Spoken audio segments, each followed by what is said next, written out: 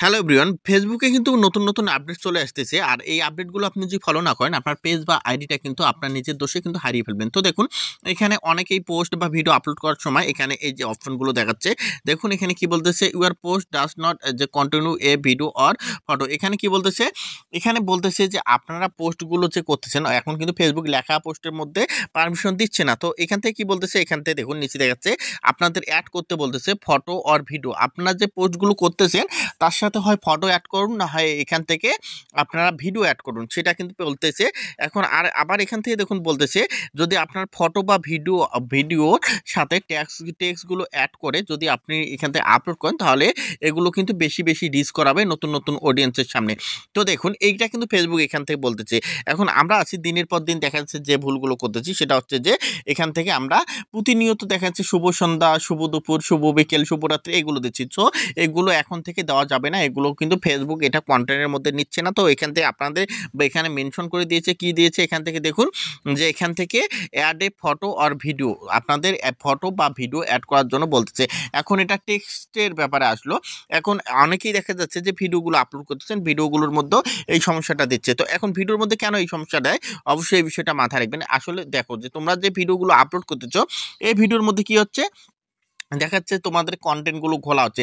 Facebook যেহেতু তোমাদের এখান থেকে উল্লেখ, সো দেখো আমি যদি তোমাদের এখান থেকে রিলস ভিডিওর মধ্যে যাই, রিলসের মধ্যে যাই, দেখো আমি একটা রিলসের মধ্যে যাই, রিলসের মধ্যে যে আমি যদি তোমাদের দেখাই এখান থেকে ধরো যে আমি এই রিলস ভিডিওটার মধ্যে আমি দেখালাম। এখানে যাওয়ার পর এখান থেকে আমি যদি এখান থেকে এই দেখুন এখানে কন্টেন্ট কোয়ালিটির উপর যদি আমি এখানে ট্যাপ করি, তো এখানে আমি কন্টেন্ট কোয়ালিটির উপর এখানে ট্যাপ করলাম। তো এখান থেকে কন্টেন্ট কোয়ালিটির উপর আমি ট্যাপ করে দিলাম। তো এখানে ট্যাপ করার সাথে সাথে দেখুন এখানে ফেসবুক আমাকে কি বলতেছে, দেখো যে আমরা যে ভিডিওগুলো আপলোড করতেছি, অবশ্যই আমাকে কিন্তু এই বিষয়গুলো মেনে চলতে হবে। এখন কি দেখো, এই যে এখান থেকে দেখো আমরা অনেকে ভিডিও আপলোড করছি, your video has been caption, আমার ভিডিওতে ক্যাপশন আছে, আমার ভিডিওর মধ্যে সাউন্ড আছে, আমার ভিডিওটা কিন্তু মিউট না।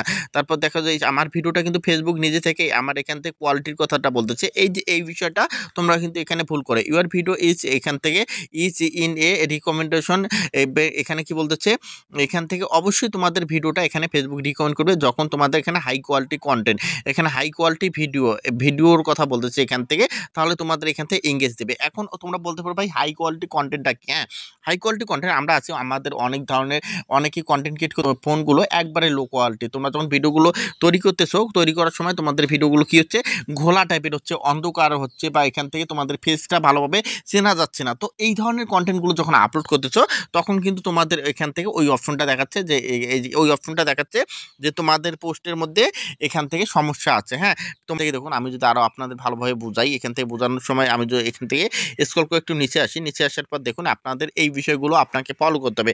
এখন কোন বিষয়গুলো করতে হবে, দেখো এই যে এখান থেকে দেখুন, এখান থেকে দেখো ভিডিওর যে রেশিও আছে, এই যে বিষয়টার কারণে তোমাদের কিন্তু এই সমস্যাটা আছে। দেখো এখানে এখানে কি বলছে, ইমপ্রুভ ইউর ভিডিও কোয়ালিটি, হ্যাঁ, quality by upload with add, এখানে 720 মানে 720 পিক্সেলের রেজুলেশন। এখন তোমরা যারা ফ্রন্ট ক্যামেরা দিয়ে ভিডিও করতেছো, বা এখান থেকে তোমাদের অনেক ধরনের নর্মাল ফোনগুলো আছে, বা তোমরা অনেক দূর থেকে ভিডিও করতেছো, তোমাদের মুখগুলো স্পষ্ট না, সব কিছু ঝাপসা হচ্ছে, তোমরা ফটো আপলোড দিচ্ছ, ফটোটাও ঝাপসা হচ্ছে। তো এখন ফেসবুক অবশ্যই স্পষ্ট পছন্দ করে।